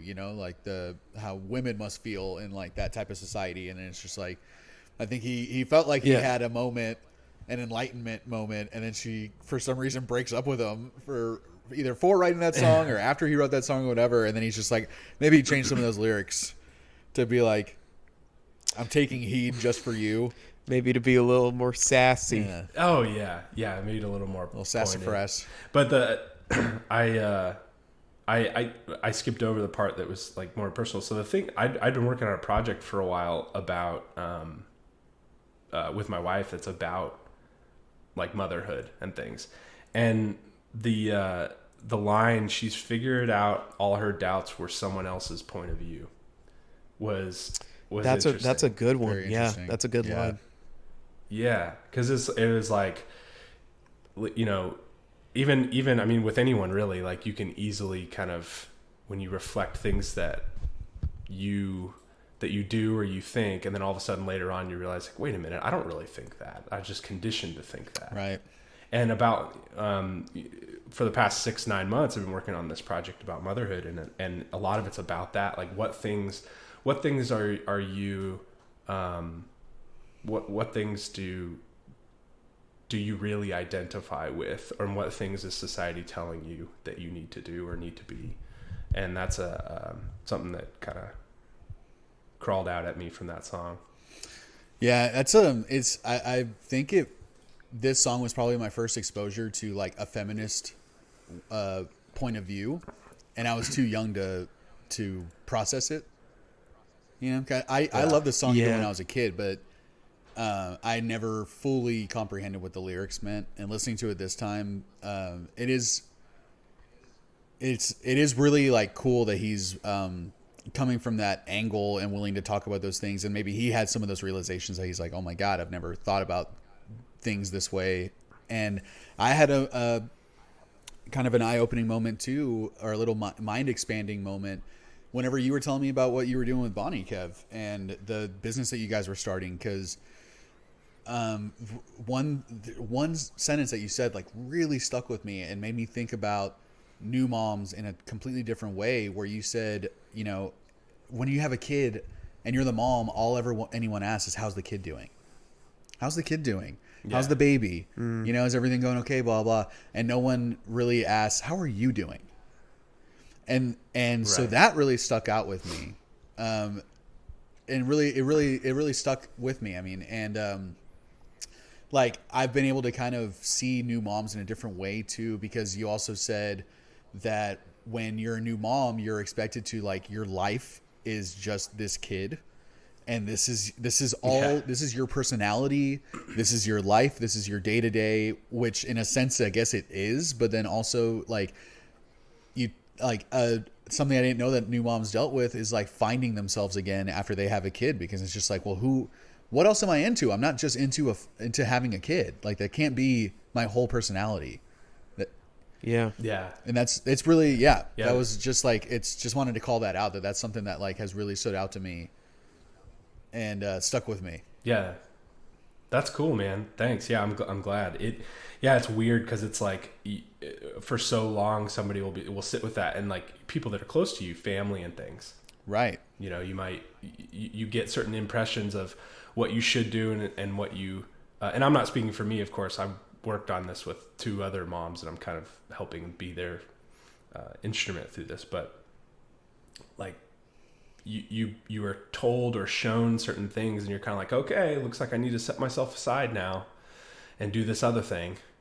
And you forget, like, is that, you know, like all her doubts were someone else's point of view. Is that really true, or is that, you know, is that how I'm supposed, is that what being a new mom is supposed to be, because you told me that's what it was, or that's what society expects of me? Right. That's what my mom expects. That's what, you know, my brother or sister, whatever. So it's wild. But anyway, that's kind of a cool connection with she. Yeah, that is really cool.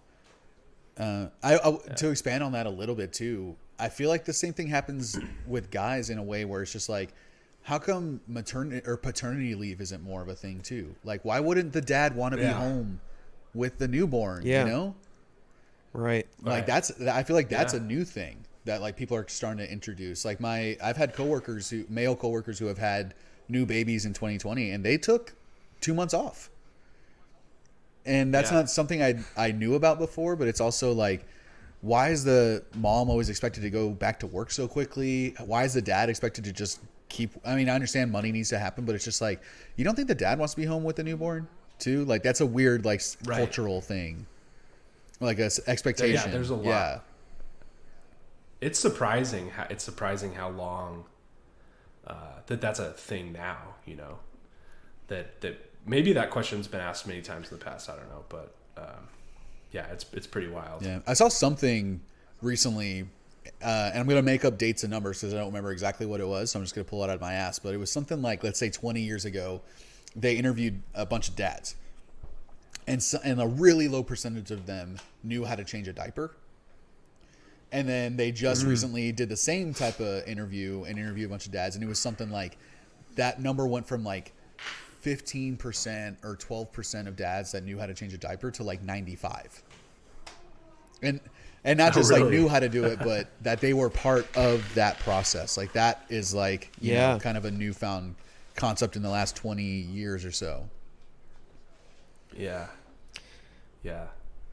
Well, That's nuts. It's crazy. I'm glad it takes a village to raise a child, right? And so I'm glad that dads are getting more involved, and it's not just that's what the wife is for, is to take care of the child, Right. and the man goes out and gets the bread and comes home and watches TV. Hey, I'm or trying to buy his I'm glad- bread. Get off my fucking balls. Go and grab me a Bud Light, and would you, kid? With the tears over here. Always crying. You don't got nothing to cry about. You got kid. it made, kid. Yo, I'm gonna give you something to cry about. You know, my boss shits on me every day. That's the dad I wish I grew up with. My dad was so loving, Right. Ugh, so that caring, sucks, and dude. present. Can you do a Papa Indrikoffs for me Lucas, you real gotta quick? clean the pool. You gotta clean the pool, Lucas. It's gonna get algae. There's algae in the pool, coño. All right. Good night. That's all I came for. Well, all right, Lucas. What are your choice nugs? All right, dude. Opening track, Burnout. I love it. Burnout. I love Yeah. that little fill, that bang, like that's how they start the Yeah. record. I think a consistent theme with me is I love records that just start. Like I'm into that now. Like I used to be like growing up, Kevin. I don't know if you made this like connection. I had this thought that like every album growing up had an intro, and that's not like a big thing. Yeah, no, anymore. you're right. No, I haven't thought about It's that. a weird thing that I feel like has come and gone. Like intros were like such a big deal on records, and then all of a sudden those went away at some point, and I kind of missed them. Like going through like some of these older records that we've been talking about, like Limp Bizkit and shit. I'm just like, I miss having like a lead up, like a lead into the music, and then now we've heard so many newer albums since we've been doing this show that I'm just like, dude, I love when it just starts now. Like I'm into that now. You don't really care about the foreplay anymore. I never really have. You just want to get into the meat and grits. Ask Christina. I've never really been into that. The meat and grits. The meat and the grits.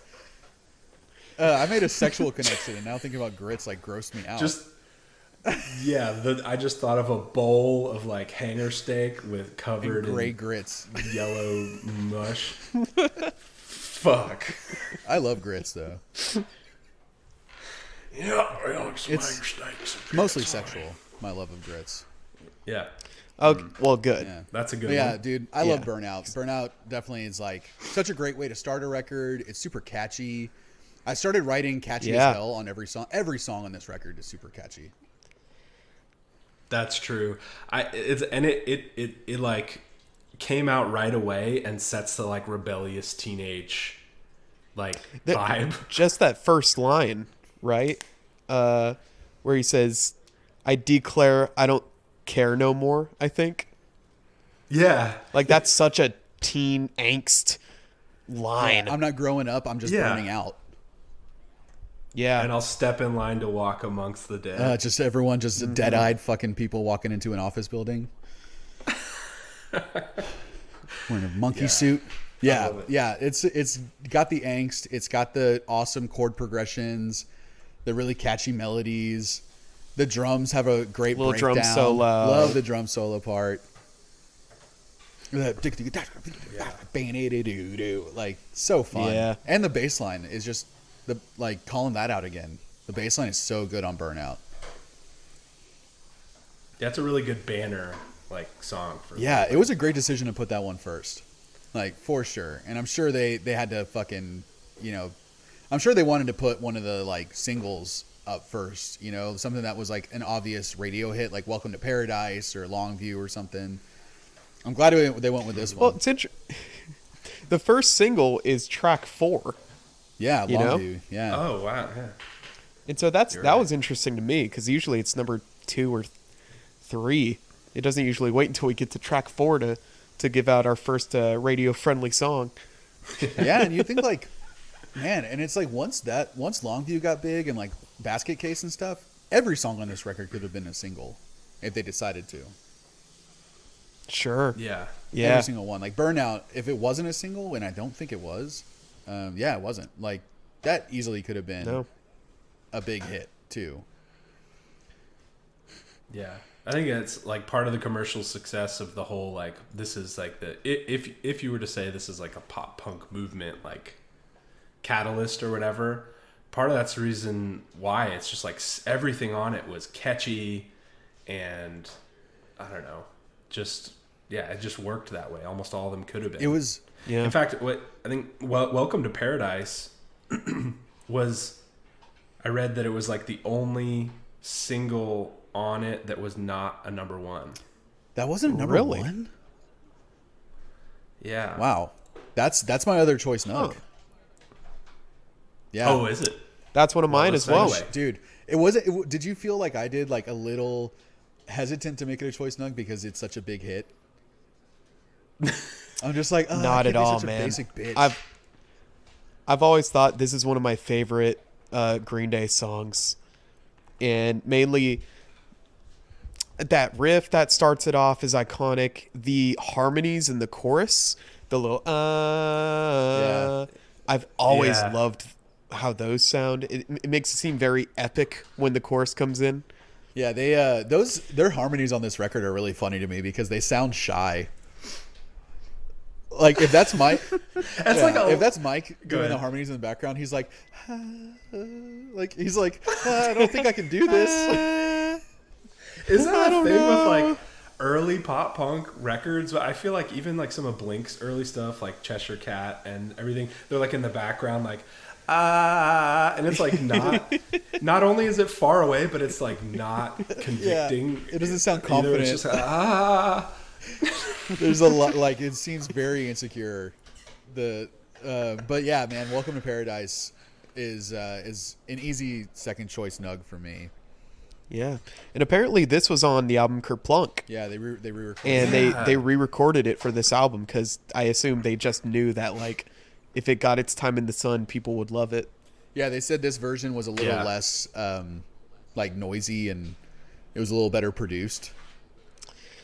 I listened to the original and it sounded like they didn't have a metronome on that version, and the drummer Trey went a little fast on it. So I do prefer this version, honestly. It's great, man. It's so again like so catchy. Oh, and the bass, kind of the transition, the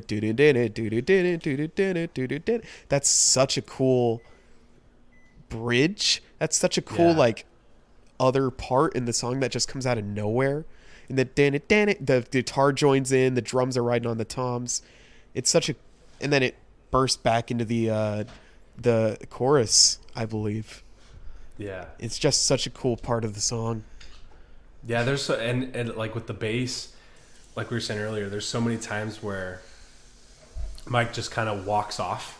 It's like there's a momentum in one direction for the song, and he just kind of goes over here and dances a little bit, and then comes back. And it's not like, and I don't know, it just adds the right amount of spice to like every little thing in the song. Yeah, there's some tracks like I feel like the first half of the record, when I listen to it, it sounds like they put a lot more time into those songs than they did in the second half of the record.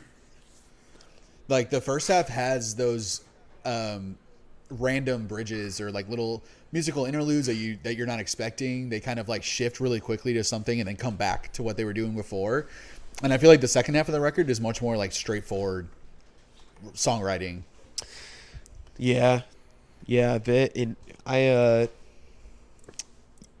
y'all might not want to hear this, but I think after When I Come Around is kind of when I start paying less attention to the album and the songs. That's fair. Yeah. To me, it kind of drops off a little. Like these were kind of more the filler things, like Emenius Sleepus and Coming Clean never like stick in my head or anything. Sassafras Roots. Yeah. Yeah. Yeah.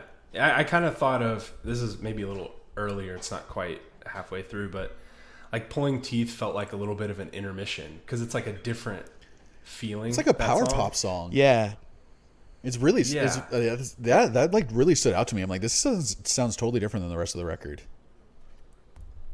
Yeah, like when you listen to, Burnout, Having a Blast, Chump, Longview, Welcome to Paradise, and then Pulling Teeth comes, you're like, oh, what? And then it kind of takes a left turn, and Basket Case, of course, and She, and then like you said, the rest kind of, I don't Yeah. know. It does kind of drop off. I think towards the end of the record, I mean, "Fuck Off and Die" is a great song, but I really like "In the End." I think it's really catchy and it's fun. Like I could see people skanking to this. I could see they bring in a brass section maybe Yeah. for a show, and Somebody needs to do a compilation of every time someone brings up ska, the other one of you laughs. I've been wanting to get a little bingo board going for a while of the crap we do on this show. Like talk about when we had audio drift. Yeah, Arpeggios. Whenever my dog barks in the recording. yeah. Anytime we bring up arpeggios, Just the word arpeggios. yeah, there's a lot of repeated things in this. I don't have a lot of material. I don't have a lot of back catalog to pull from. So, But just the concept of ska is always so goofy to me. But I love it to is. death. It is. It's It the is best. goofy. Yeah. one thing that got me really quick out of ska was realizing how it's marketed to kids.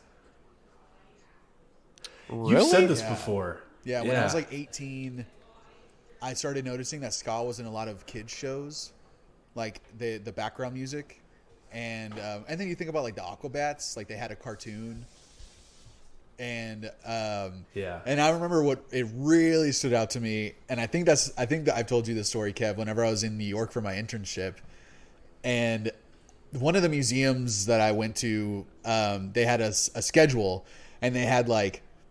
It was like a kids hour one day, and it was like, but it said like ska picnic or something, and I was like, what? They're playing like a ska picnic here? And then it was like kids picnic hour, blah blah, and I'm just like, oh my god, like they just legitimately just like And you showed up with your like pedophile beard. my checkered Vans, Calling all the kids posers for not knowing, yeah.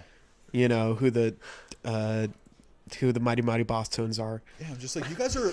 I don't know any bet all deep you cut guys ska like fans. real big None of you fish. guys even know who Skank and Pickle is. Name 3 special songs.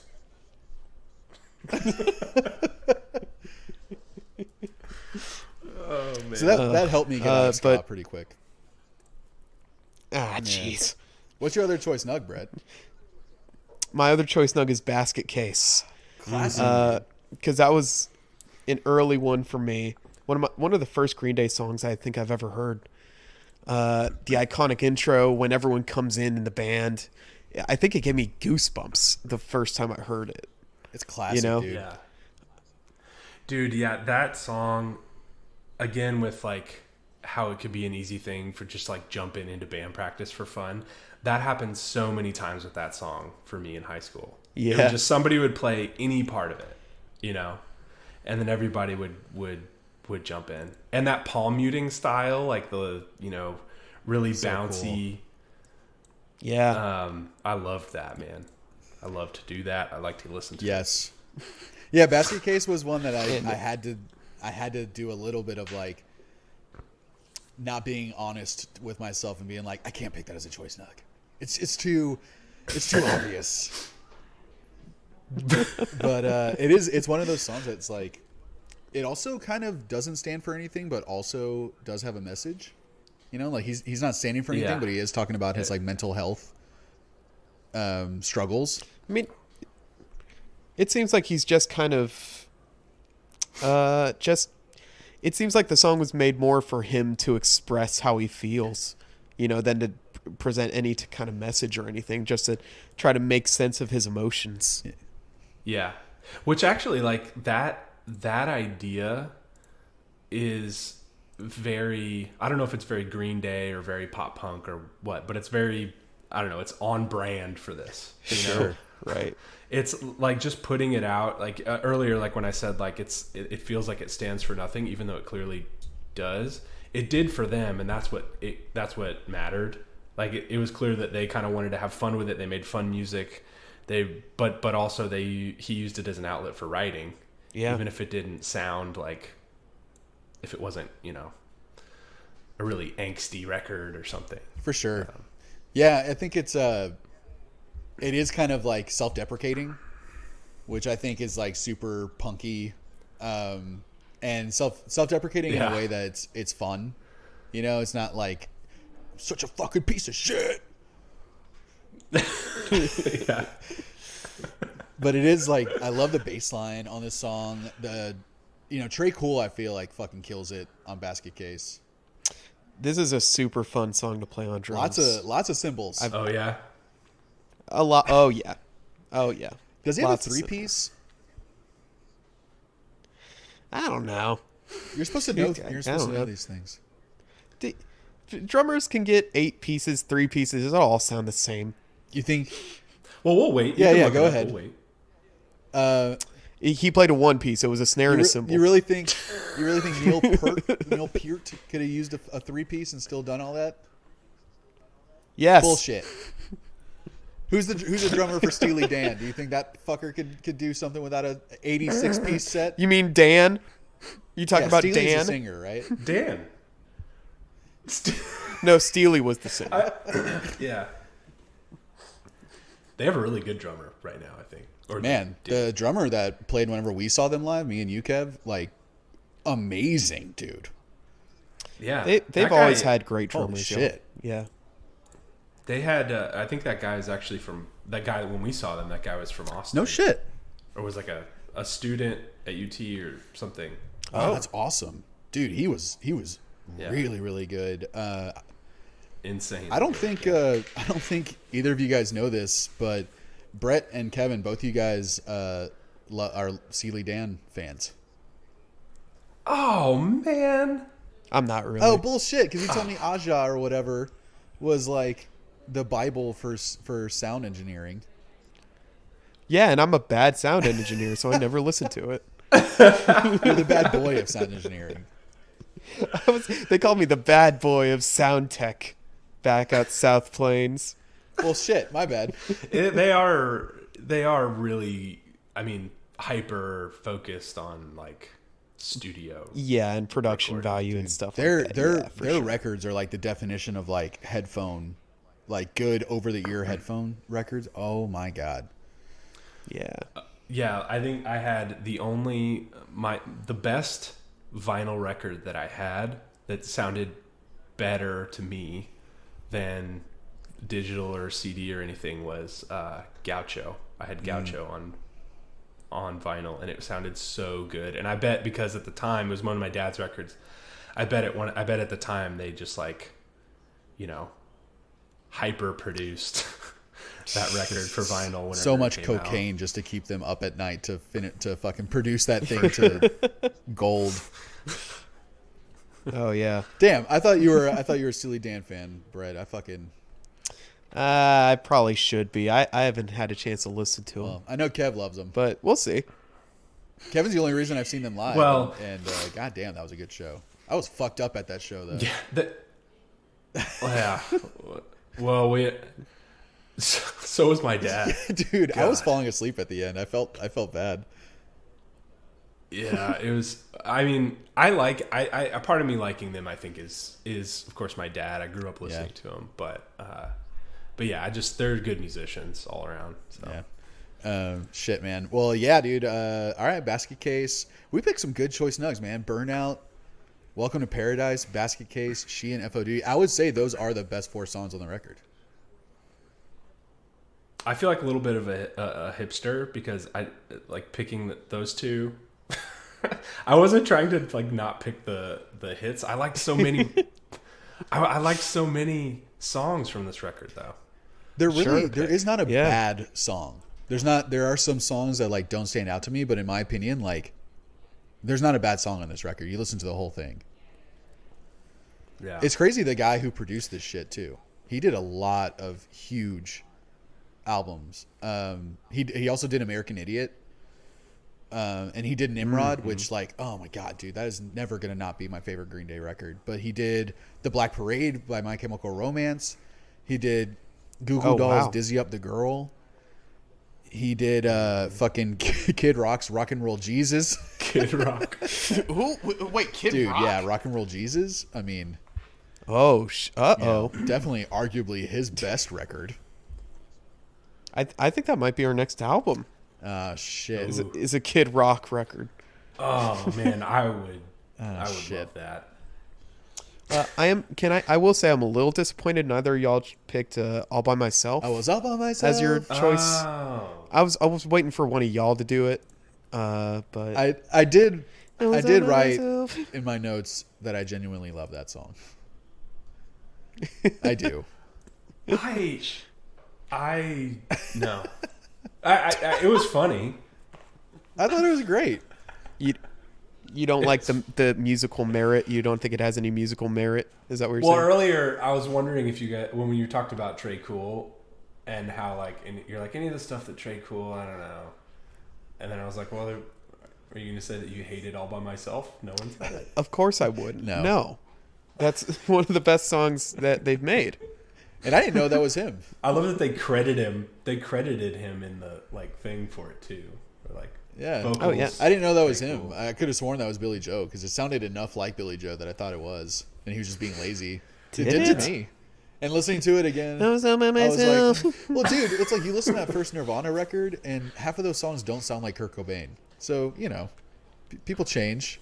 You're like, Well, who can know? and just a blanket statement before we get into our ratings, like, I think Billy Joe Armstrong is one of my favorite rock singers. Very iconic voice for sure. Yeah. The whole I don't know, no pronouncing H's and really hard R's. Yeah, and the combination of he's kind of nasal and his voices are a little snotty where he's kind of like, yeah, fuck you, I don't care if I'm good. But he actually has a great voice too. So he'll blend in the snottiness with really good vibrato and he genuinely has a great voice. So he's only gotten better, I feel like, as they've gone on. His voice has only gotten better. So listening to this album, it just reminded me he is one of my favorite rock singers of all time for me. Really good showman too. On stage, they're it seemed like They're they're so electric. fun to watch, man. They put on a great fucking show. Did you go to Blink-182 and Green Day when they came through? I didn't go to that show. I saw Blink with a few people, but I didn't go to the Green Day show. It was Jimmy Eat World, Green Day, and Blink-182. Right when I guess Warning was Green Day's latest record at that time, so that's not good. But Enema of the State had just come out, and Jimmy Eat World was playing the middle, and all that shit was huge on the radio. Dude, it was such a great show. I guess the guy who mixed Dookie also did Blink, Sum 41, Alkaline Trio, and AFI. Damn. So it's they had this dream team, I guess, on this record from Reprise when they got on the label. Damn, dude. AFI is a band I still love. Not their newer stuff, but holy shit, I can go back anytime. Alkaline Trio too. Yeah. Well, shit, Kev. What would you rate this record? 1 through 10, and decimal points are allowed.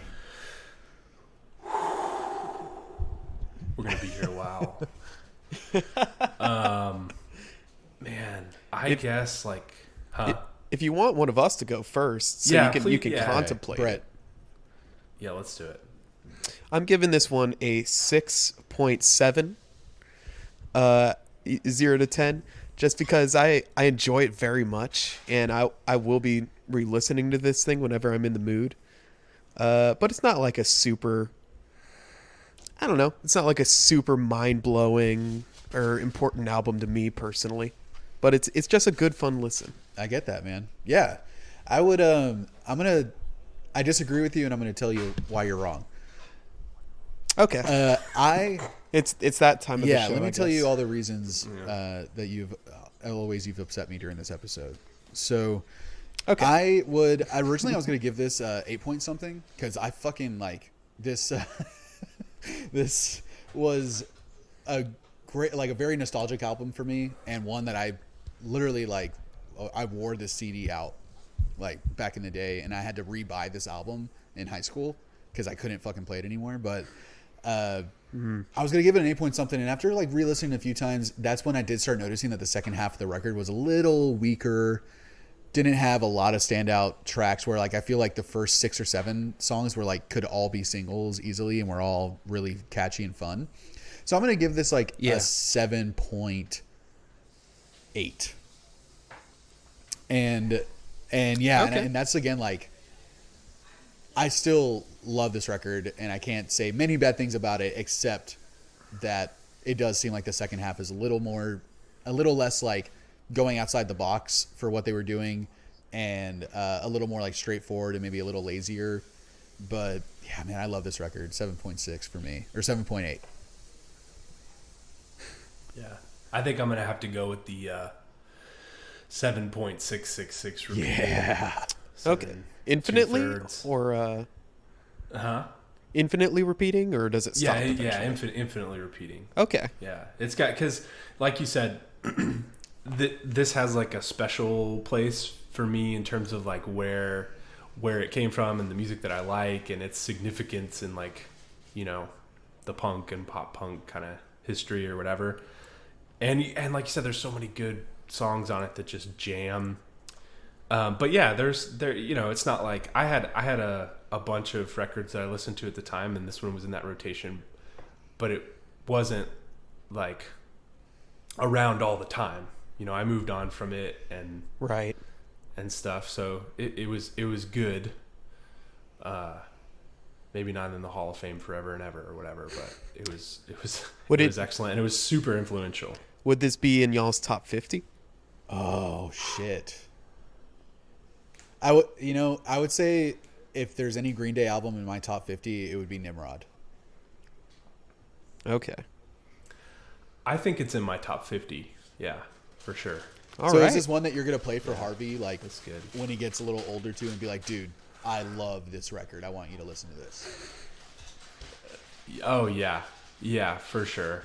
He's, like I said, he's associated like me with, when he likes music, he's associated me with like loud music. So I think that he, when he starts asking me about stuff like that, I mean, there'll be a lot of pop punk, and this will be on the rotation for sure. Nice. Yeah. Well, Brett, what would you rate this episode, bud? You know what? I'm going to give this episode an 8.7. S tier. Ooh. All right. Because we're probably going to get to about 2 hours here. And we just talked about, we were just everywhere, man, and I love it. And I love that you could come on and be a guest on our little podcast. Oh man, thank you guys for having me. For real, man. It's awesome. Yeah, of course. I was so excited when I asked and you were actually interested in doing this, because Oh, so dude, it ruined me for like 2 weeks. I was like, "Fuck, what am I gonna? I just gotta listen to all these records." I don't know. yeah, this was like, man, I just remember so many conversations about music with you, like from when we were kids all the way through college and after, like so many, like just, you know, especially in college, just like so many conversations, just like drinking and just listening to music and being like, why we love it. We've been to so many shows together. Like yeah, man, I'm so psyched that you did this, and like I'm not surprised that we went 2 hours. There was like 10 Sorry, 10 15 Brett. minutes before we even started recording. So like I wish we had gotten some of that stuff. Yeah. But yeah, man, I'm not surprised we Yeah. went this long. And seriously, dude, I feel like I haven't seen your face in like 2 years, like even before the pandemic. I know, man. It's been a really long Yeah. time. Too long, man. Yeah, you look noticeably Yeah. worse. But A lot of people I mean, say so- that about him. The years haven't been kind. yeah, no, dude, it's been too long, and you're right. It's fun to. We've had so many conversations about it, and probably the main person, if not the only person, who really got into the detail on music with. So it's been fun, man. I hope I can get to do it again sometime. Of course, Anytime, man. dude. Yeah. Anytime you want to be on. If you think of another album you want to do, and one of them, you were talking about 311, and I was hoping it was Transistor. It was That's the one Transistor. that I remember listening to that a bunch with you back in the day too. And if you ever want to do that one, Sorry, man, Brett. we're gonna make Brett listen to 311.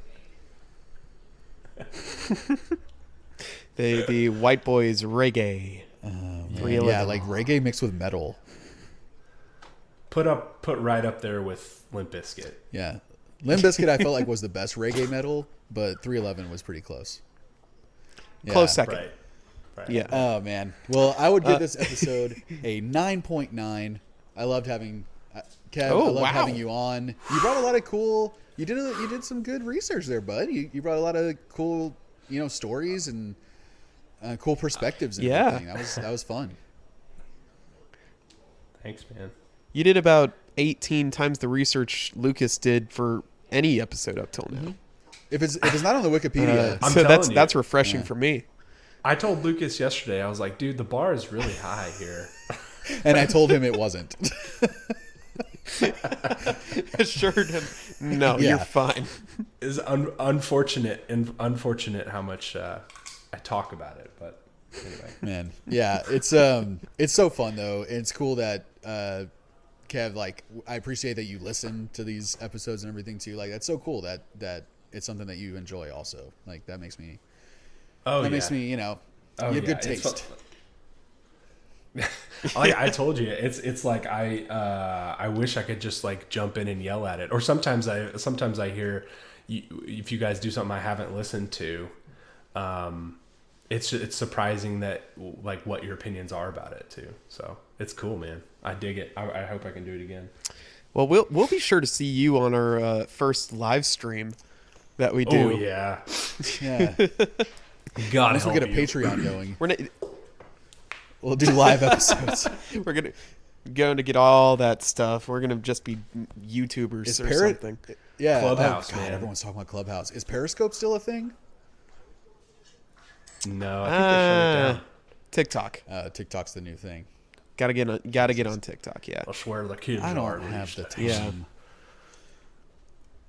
Yeah. Well, thank you everyone for listening to this episode. You can find us on Instagram at EBPcast. You can find Lucas at Jean Luc Yup. Guitard, and me at Brett Hanrahan with That 3 makes it T's. easy. If you just kind of want to see what's going up, what's going down, maybe whichever you prefer. Kev, let us know when the new biz kicks off. I know that's happening in a few weeks, I think, and we can share the news, bud. We'll promote it. Yeah. Oh, that's awesome, man. We'll shamelessly Yeah, so- plug your stuff. I mean, the majority of Yeah. our audience is new moms. Right, new It makes moms, all sense. new moms. Yeah, it's And just that's not about an taking accident. it No, in. that's who we market to.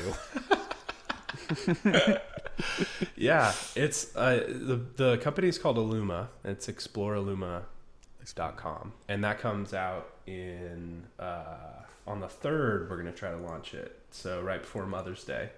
That's The 3rd 3rd of May. 3rd of May. Yeah. Okay. Yeah. Well, Yeah, dude, this so- I can't say for sure, but I almost think that might be when this episode comes out.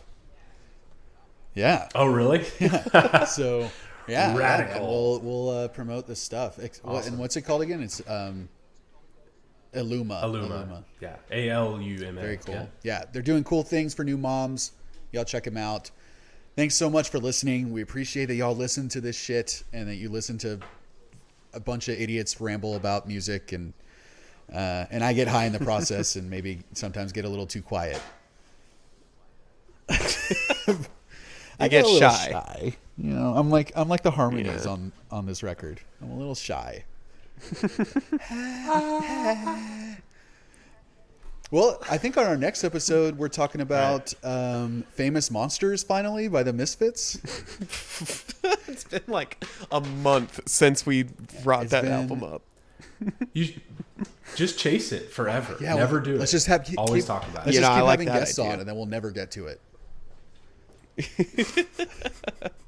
Kevin will be back Yes, next week. with 2 311 records. Wait, well, we got to get to 3, right? 3 Elephant Oh records. shit! Ooh. We'll just do their entire discography. Love it. It'll take The new- forever. The new Oh, stuff's okay. the best. All right, buddies. Thanks for listening. All right. Kev, thanks again. Love you, man. Thank you for joining us. Thank you, guys. Thank you so Love you much too. for being And on. I'll count Thanks, down Brad. from 3, and we will stop recording. And let's just stay on Skype for a couple minutes. And 3, and 2, and 1.